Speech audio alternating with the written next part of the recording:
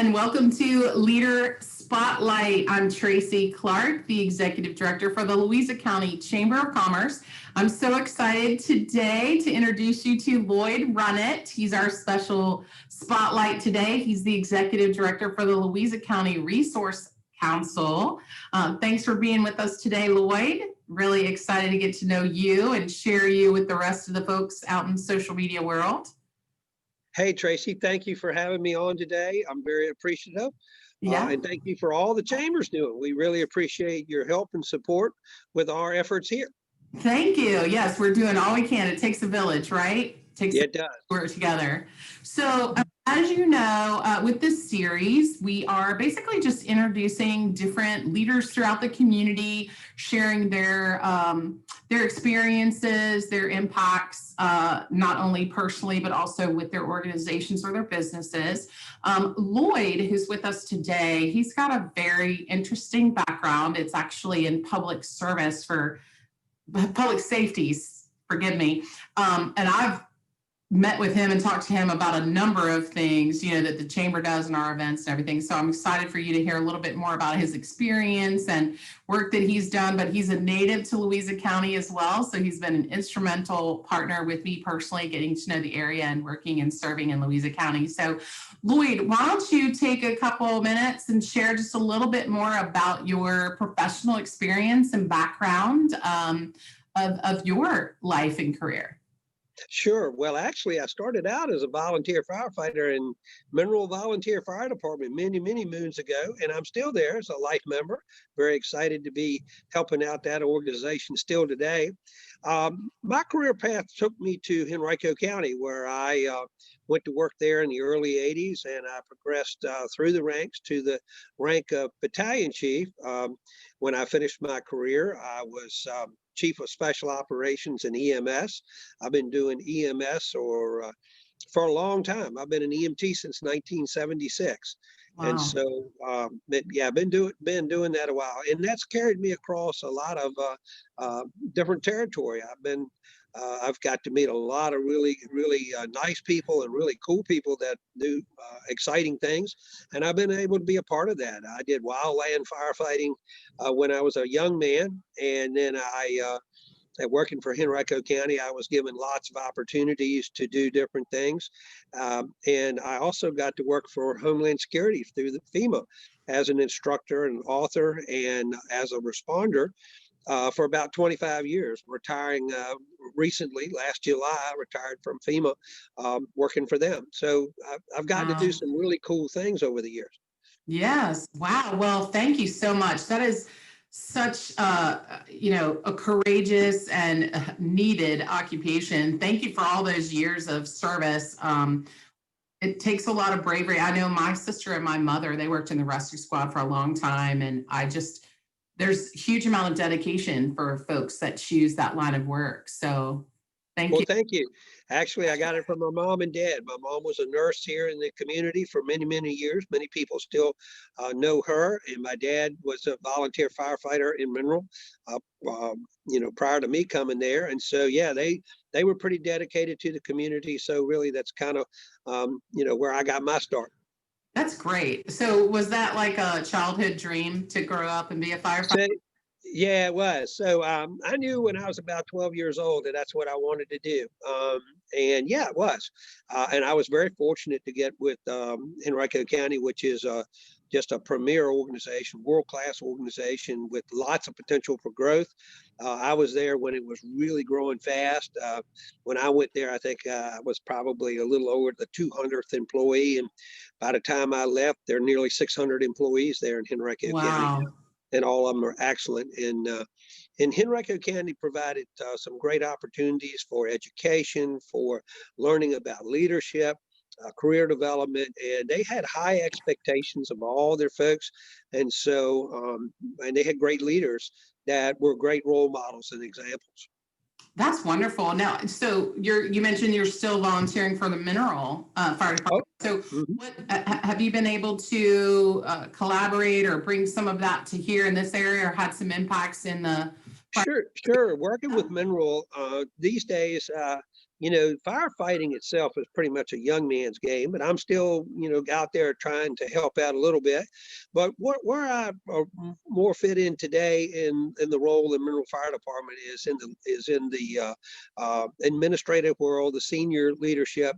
The nice thing about having been there so long is I can say, been there, done that a lot. And, we're able to do that. And Mineral is a well-run organization. Great leaders have been coming from there for years. I'd like to say it's probably, if not the best, one of the best run volunteer organizations that around. It's just a super, really good bunch of people who are really dedicated to their community. Yeah, well, obviously you are too, being a native of Louisa County and continuing to contribute back here. So tell me a little bit about your path in Louisa. What do you enjoy most about living here? So the cool thing about Louisa is, we're just a big family here. A lot of it, I think Doug Straley does an excellent job of promoting that through the school system, but it has always been the case. We've always been a big family here. I go back to my parents. There's a program here at the Resource Council that has been around since probably the late 50s or the 60s. I can remember participating in that program when I was a child in the early 60s. That particular program still exists today. And so people have always really been family. They've always taken care of one another. They've always been stakeholders in what goes on.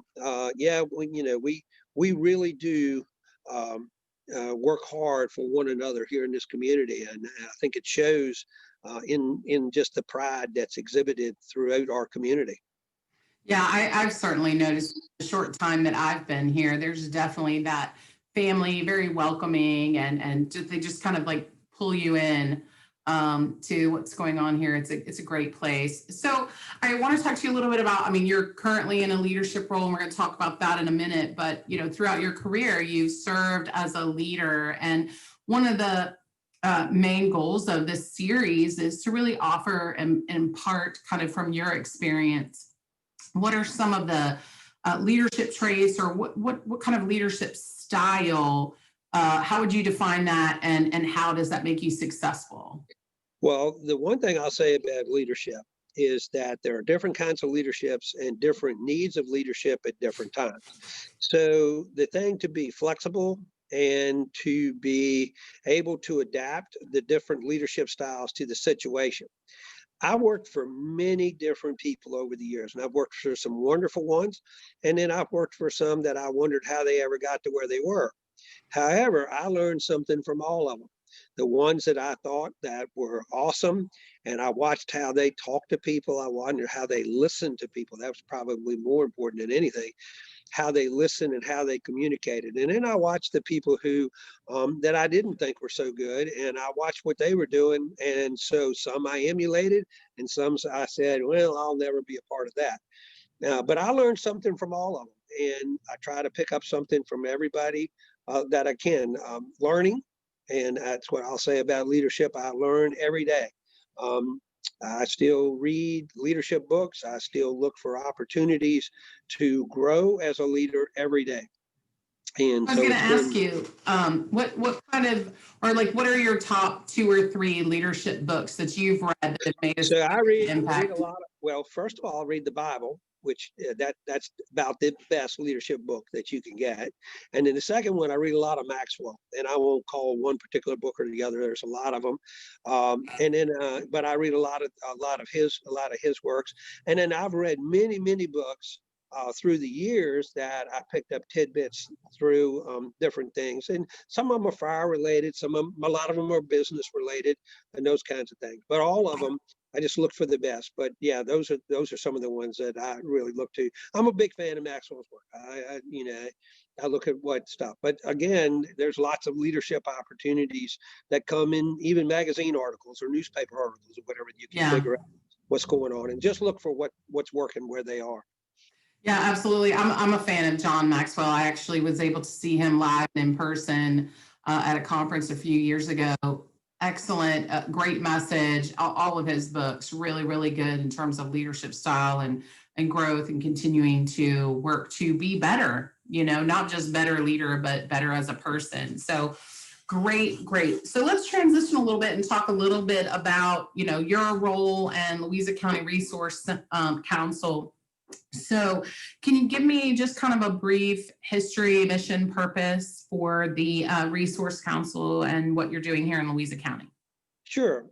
So I've only been here a little over 6 years. I came here actually when I retired from Henrico. I was working a lot for FEMA, traveling extensively across the country from just every corner. Actually, I went to over a period of just a few months, of a year or so, and I was in like 17 states in 5 months or whatever. So I had to figure something out that was different. And so I was on a flight back from LA. Actually, it was a red eye, and I was just wore out. I mean, I'd been gone for basically weeks, and when I got home, I was going to try to unwind a little bit. And believe it or not, I opened the Central Virginian, and there was the advertisement for the executive director of Louisa Resource Council. And I said, well, God, you can't give a bigger message than that. So I applied, and fortunately, I was able to get the position, and I've been blessed ever since. And this is a really cool bunch of people to work with, and I'll talk a little bit more about that in a bit. But the Resource Council has been around since the really late 80s, early 90s. They've been around, and they started out with a medical mission, and then they kind of took on the role of food a little bit, and they were kind of going along. And now today, I mean, we run 9 major programs here, and we're in 2 different buildings. We have a warehouse complex at 147 Resource Lane, and then we're just finishing up our 4th big warehouse office building across the street. Doesn't have an address yet, will shortly, but just straight across the street, where we'll be housing the Fluvanna Louisa Housing Foundation, and there'll be some other people in there, plus our community closet. So we're pretty excited. There's lots of things going on here. That's great. Well, congratulations. My goodness, growth. So I guess I should say congratulations. It's kind of a hit or miss. It's sad to think that there's so many people in need. Well, Tracy, that's a really good. You just brought up people in need. We did when I first came here, we did a study of Louisa County, and this is the foundation to which we build most all of our strategic plan on. Our 5-year and our 10-year plan was built on this. We were able to get a grant, and UVA did a survey of Louisa County and the situations and the needs of Louisa County pertaining to food and other things. And so what we found in that study was that about 1 in 3 in Louisa County has some sort of food insecurity or needs some additional help. And so Wow. based on that, we've been able to really develop our strategic plan and move forward. So we're doing pretty well with it now. We've developed, I think, 3 additional programs since that study was completed, and we're still stepping up to meet that need. And of course, in the middle of that plan is a little bit old. We have this COVID situation, and I'm sure you and I'll talk about that and how that has affected our community also. Yeah, absolutely. It definitely has. Well, you certainly have a very powerful mission and purpose. There's food insecurity has always been, whoops. In the middle of something. Tracy, I'm sorry. My office phone always rings. I believe it. You're doing a big thing. So, you mentioned a little bit about what the Resource Council is doing in Louisa County and the programs that you have, the growth that you're having. Can you give us an idea of kind of like what's your priorities right now in terms of, is it meeting the needs of the pandemic? Have you seen significant increases, or has anything new popped up with what we've been facing this year with the pandemic? Oh, well, certainly our delivery. So just to give you some numbers, pre-COVID, we were doing about 1,200 families, 1,300 families monthly. and servicing them in just one of our programs. In addition, we were doing our dental program and things, and we'll talk about that a little more. But so COVID gave us some great opportunities to modify our operations to better serve our clients, and also to better protect our staff and stuff. So we've done, we did drive-through. Now we're what we call curbside, where clients are come up and they're able to get their monthly food supplies from us. So things have changed. But one of the things we had to do was look at remote distribution. And since then, we've actually instituted a number of locations where we're providing remote distribution to our community for food. So it has been very interesting, challenging over the course of the last, I would say, 9 months at this point. There have been many opportunities for growth, many opportunities for folks to really grow personally, and for us to grow as an organization. Yeah, I mean, one of the things that I've noticed, not just with your organization, but many businesses, including the Chamber of Commerce, this was not anything that anybody saw coming. And change is always difficult. Like if things are running smoothly, a lot of times people don't change things just to change them. But in this particular situation, everyone was kind of forced to. And to your point, I've seen so many new and different ways of doing things that have actually proven to be improvements. Yeah, in our case, that is absolutely the case. In the past, our clients came into our facility. Although we had great personal contact with them, and we really enjoyed our personal contact, we made some changes, and they were significant. We're still offering the personal touch. It's just that there is a physical barrier now. Clients don't come in. We're not able to do that as we used to. We still, again, I like to say, we do offer a personal touch. But the fact that we're able to do the remote distribution, we have great partners with the school system. We do remote distribution at Jewett and Trevilian's Elementary School. We do it with Gum Springs United Methodist Church, and we also do it with Mechanicsville Baptist Church. So we've spread out. Louisa County is a big county. We've been able to spread out, and we feel really good about what we're doing with that. That's become a really good program. And our volunteers that are volunteering in that are now have become stakeholders, and they're great supporters of our mission, and they're carrying our message across every corner of Louisa County.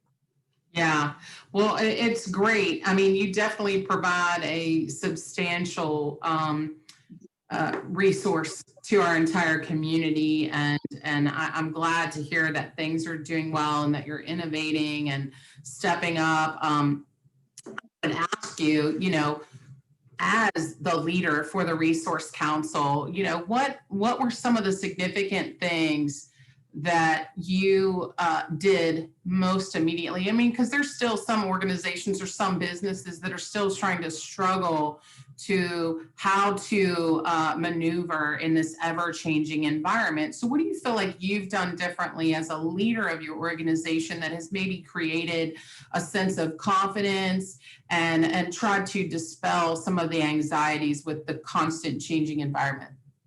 Well, I'm going to go back to my days in the fire department. One of my jobs in Henrico Fire Department was the infection control officer for a number of years. So I had a background in infection control, dealing with pandemics. I had actually served on the task force in 2 of the administrations on the pandemic task force through FEMA. So I actually had some background. And so I felt when this really opened up the very first week, I felt very confident that we could do what we needed to do to stay open, because I knew people were going to need to be able to count on us. And so right off the get-go with our board of directors, which I can quite well remember the board meeting in my office, where we laid out what we were going to do. The one thing we were going to do is be confident, we were going to stay open, and we were going to convey a message to our community that we were there for them, and we were going to do everything we could to help them, regardless of what was going on. And I can tell you the board was 100% behind that. And that is the message that we still carry today, that we're moving forward. That is our message, that we're there. We're going to do everything we can for as long as we can. And that nothing's wavered on that. And there was no waver in our voice. There was no waver in our message. That's what we were going to do. And we did it. Yeah, I think that's such a critical, important message. I think, you have two choices of how you choose to handle adversity. You can get lost in it, or you can rise above it and make the choice to lead and prosper and maneuver your way as best you can. And I applaud you, your volunteers, the board, everyone for doing such a phenomenal job. You definitely had some major changes thrown at you, a lot of insecurities. And I know when we spoke, there was a huge increase right off the bat. So you were juggling a lot. So I applaud you and all of your volunteers for what you've done. I think it's been a great job to Louisa County overall. What do you see for the future of the Resource Council, besides some of the things that you've mentioned about your expansion? But is there anything that's kind of on your wish list as the leader, like, I can't, this is something that's out there in the future that we really want to aspire to do to help our community? Do you have anything like that? Sure, we do have some ideas. We're working right now. We're looking at some data to see where there's some gaps. More importantly, right now, that one thing the pandemic has taught us is redundancy, and having backups, and having those plans in place, the plan B, and in some cases C and D, having those available, and knowing that it doesn't count. Like, I'll give you an example, and I think you're aware of this. We've had various staff and volunteer leaders that have had some sort of exposure to COVID, where we've lost a key player, but having a redundant person that can step into that role has been has been important. And you can't count on one person. And I'll say this, for me, I humbly say I am maybe here as the executive director, but we have a number of leaders within this organization, particularly here in our staff, that can step up and have stepped up to do the stuff. So that's one thing, is redundancy, and having redundant systems and those kinds of things. Some of the things we're looking at is how can we better serve the community? We're doing this remote distribution. We're looking at some other programs. One of the programs that we had launched that we were really excited about was looking after our shut-ins through our Caring Connections. Sadly, COVID has shut that down. We'll relaunch that when it's appropriate, when it's appropriate and safe to do so. But we'll get our Caring Connections going again, and we'll be out and we'll be looking after folks and trying to help folks. And then we'll look to partner with anybody. We literally, if you have an idea, if you have something you want to try, we're open-minded to working with just about anybody, as long as it benefits the folks in Louisa County. We're happy to do it.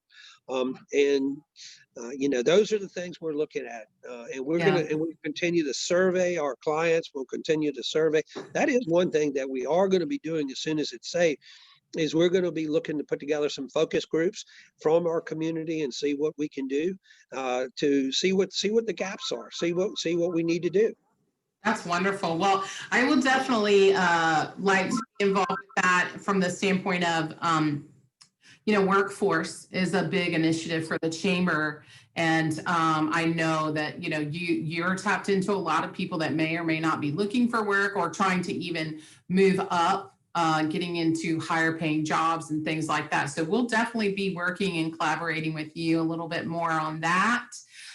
So before I kind of wrap up our session today, I really appreciate your time and sharing. Is there anything that maybe I haven't asked you, or anything that you would like to share that maybe we haven't discussed? Anything about you personally or the Resource Council or anything like that? Well, first of all, personally, I could not do the things that I'm able to do without my wife and my family. I will tell you, Lynne is by far the best partner I could have chosen, and many people, my old friends will tell you, I was the luckiest guy in the world to get her. She's a great, partner. I mean, we walk side by side. I got two great kids. My sons, I'm so proud of them for what they do and how they've done. So yeah, all of that. And then I have great friends. I have great, and I have great leadership here. My board of directors, and I say is visionary. They are all great people. They see big picture stuff.